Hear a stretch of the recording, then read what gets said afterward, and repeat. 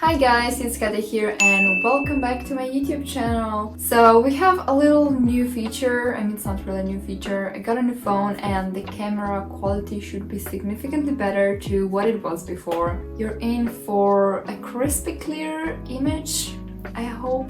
So the topic of today's video is gonna be my Anthurium soil mix. So basically I will explain my whole mix, how I mix it, why I use certain components in it, and then I will show you how I mix it. So I've done a little guide on it on my Instagram quite some time ago, and I've been meaning to film my Anthurium mix because I've done one in the past, but it's very old and a lot has changed. So I'm doing an updated version now.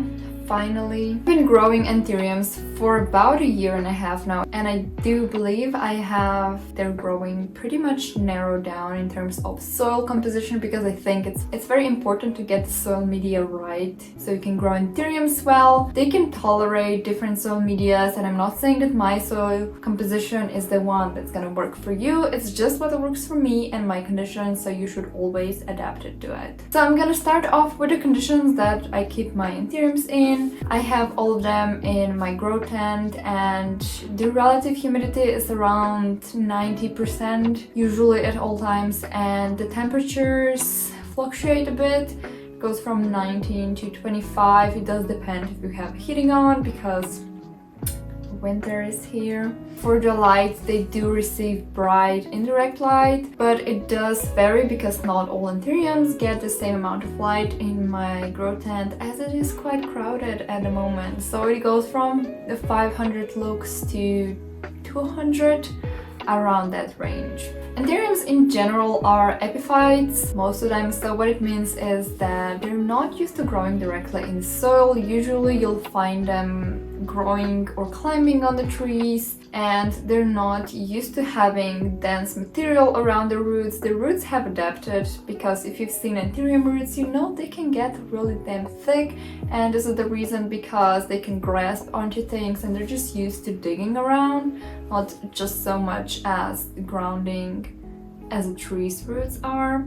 Hopefully that makes sense. Okay, so let's talk about how should your soil mixture look like. You'll want a lot of air pockets, so there will be a lot of oxygen readily available in your mix. When there's a lack of oxygen, root rot occurs, and you'll want to avoid that. I see a lot of people not being happy with their Anthuriums, and usually has to do with the roots because you just haven't found the right ratio for your growing condition. The mix should be porous and also hold a lot of moisture at the same time, and it should kind of stay fluffy. You know, when you squeeze it in the hand, it shouldn't stay compact. It should just break down in your hand. It should have a lot of structure and be fast draining. They like soil media that's airy. It has a lot of chunkier parts. As I mentioned before, they do have very thick roots, and they love to dig around the soil, and they like it moist. So you need a soil that's airy and moist at the same time. Now we're moving to the components that I use in my mix. So the first and major component that I base my mix around is orchid bark. Orchid bark is great because it mimics their natural growing conditions, aka growing on tree.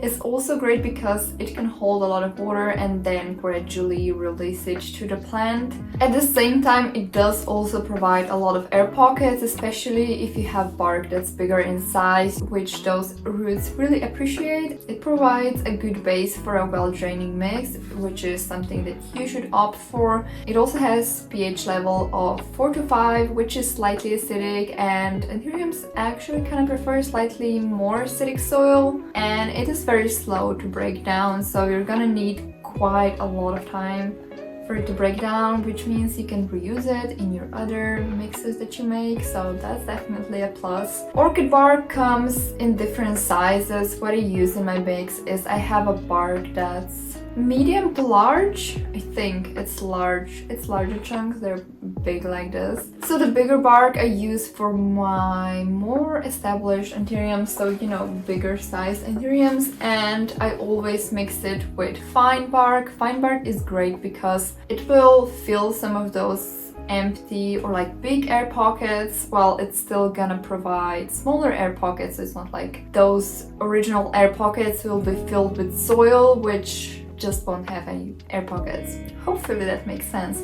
Also use fine bark as a base with plants that have slightly more fragile and smaller roots, so Anthurium seedlings and some monsteras as well. They do seem to appreciate it. And then the next amazing thing that I've discovered probably about a year ago now is tree fern. I've been searching for this for a very long time and it was so hard to find in Europe at that time. Here is the tree fern that I'm using. I'm getting this one from We Love Houseplants. If you want to check them out, they have good prices. This is a 10-liter bag and it costs like 22 euros, I believe. Definitely very good price on the market right now.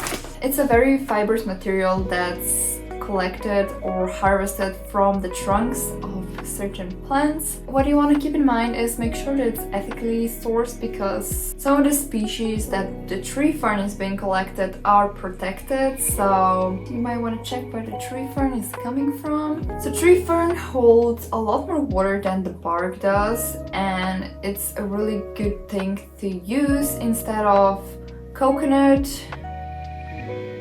Oh, what's the word? The coconut, you know, the thing, oh my god, what's the word? Shredded coconut. We're gonna call it very fine shredded coconut, okay? So it's better to use instead of that because it will keep its shape and it won't get as hydrophobic as coconut can do. It provides even moisture distribution because in your pot it's not gonna create some areas that are dry just because water cannot penetrate into the coconut fiber, whereas it will easily penetrate in tree fern. It also has a slow decomposition rate, so similar as bark, it is kind of bark in a way, and it also has a slightly acidic pH, which also will make your plants happy. If you've seen those fibers, they're kinda very long and thin and they provide big surface area for water absorption. Thing to note, tree fern is not very nutrient rich, so it's not something that you'll add into your soil just so the plant will have enough nutrients for it to grow and the salt can also build up. This also applies to bark as well. A very interesting feature about tree fern is that it has antimicrobial properties. I believe it is effective against gram-positive and gram-negative bacteria, so those are some bacteria that can cause root rot, so it basically prevents their growth in media in general, which is a very good plus. I know some people use it alone, so you just pot up your plant straight in a tree fern, or you can use it in a mix.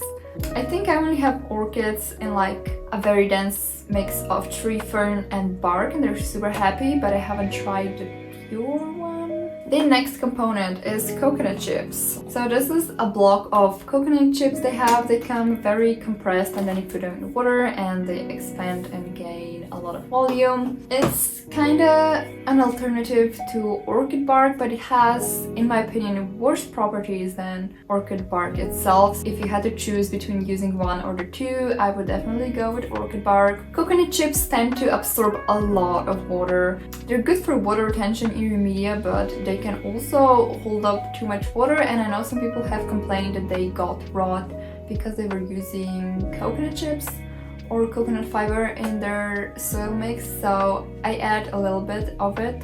This, on the other hand, breaks down very fast and it will kind of turn into coconut fiber. I don't like coconut fiber, I don't generally use it in my mixer just because it's too dense, so don't add too much of coconut chips. Another thing to note, coconut chips can draw out calcium, I think it's calcium, out of the soil media and absorb it onto themselves. So some people suggest buffering them in Calmac. So what you do is when you soak them, you add a little bit of your Calmac if you have it, and this way it's not gonna take any more of calcium and magnesium from the rest of the media. And then another material that I use a lot is perlite. Perlite is your classic. You should be using it in any soil mix that you're making, in my honest opinion. I do add quite some of it just because it's great from the drainage. It also improves aeration and it adds a lot of surface area, so it means that the water will be evaporating faster from the media and it won't be staying condensated and soggy. note, we don't want that. It does prevent soil from compacting, so it's a really good component to use. Just another safety precaution, perlite dust can be very irritating to your lungs, so it is recommended to use a mask, so don't directly breathe in that air because it will actually damage your lung. Sometimes I've been too lazy on putting the mask on and I really regretted it because I was coughing like some crazy 80-year-old grandma that smoked 2 pockets of cigarettes per day. Be careful, put on your mask. The next component is charcoal. It's really not appetizing looking bag, but there are charcoal here in different sizes. I think it has some bigger and some smaller one. And I've been adding this to mix because charcoal overall is very nice.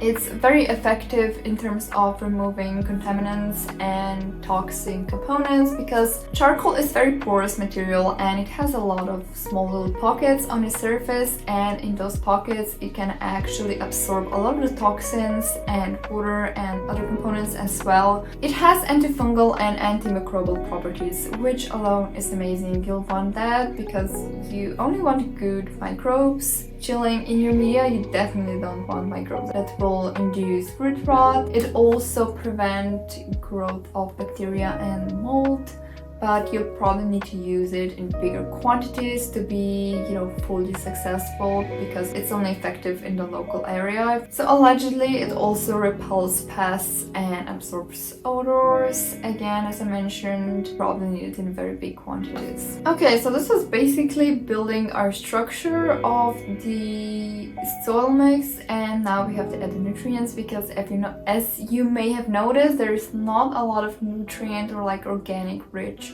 materials in there, and for that reason I add mealworm fertilizer. So this is this thingy here. It's basically organic fertilizer that's made from mealworm poop and exoskeletons. I was gifted this bag and I've been using it since, and I still have a lot of it. I probably used a little, but the NPK value is 333, so it's not really organic rich, but it should contribute some to your mix. If you are familiar with biology, you know that insects contain chitin. We call it chitin in Slovenia. I don't know. Chitin triggers immune system in plants, and it will basically make them think that they're being attacked by pests. It will make them grow stronger and more resilient to that part. It will also boost root growth and development. You're basically tricking your plant that's being attacked, and it's gonna activate all those mechanisms to grow stronger and vigorous and to be more protected. Another very interesting fact is that it will prevent nutrient loss, especially phosphorus, because this is the nutrients that flowering plants use the most, and because that solely won't cover all the amount of nutrients that anthuriums need, because anthuriums in general are very heavy feeders. Please keep this in mind. Feed your anthuriums heavily. They will appreciate it. I also add osmicote. Osmicote is inorganic fertilizer in little granules. So the granule outside has a layer which, depending what you have, will break down, I think, with temperature, or there's another option. Anyways, the one that I have will break down with temperature.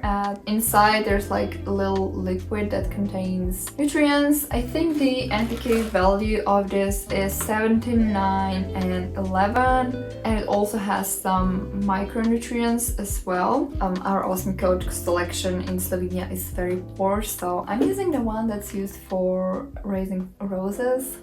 So it has higher nitrogen level, and I was also mainly searching for higher phosphorus level, or the amount, not level, please ignore that. And I'm using this and they've been really happy in general. I do also use a lot of fertilizers and another nutrients. I don't really rely on my media for them to contribute to a lot of their needs for nutrients, or like most of them, because I kinda add them myself via fertilizing. This is basically what I go for when I'm mixing my anthurium mix. I always eye it out. I don't use the measurements anymore, but I do have a sole recipe for you here. I'm looking at my laptop, please don't mind me. So the first part of my mix is making the base. So usually I put around 50% of orchid bark, which and those 50% are the fine bark and larger size. Then I add 10% of coconut chips, I add 20 to 30% of tree fern fiber, and around 20 to 30% of perlite. I know these percentages are not gonna add up, but it's really not fixated, so sometimes I do more, sometimes I do less. And then the second part of mixing soil is adding the nutrients and other soil amendments. So I add the charcoal, again I eye it out, I usually just sprinkle a little bit of it. Then I add mealworm fertilizer and osmocote. Again, I eye this one out. I know for osmocote you do have recommended dosage that you should be using depending on how big your pot is, but I always go very little just because I feel like it can be strong.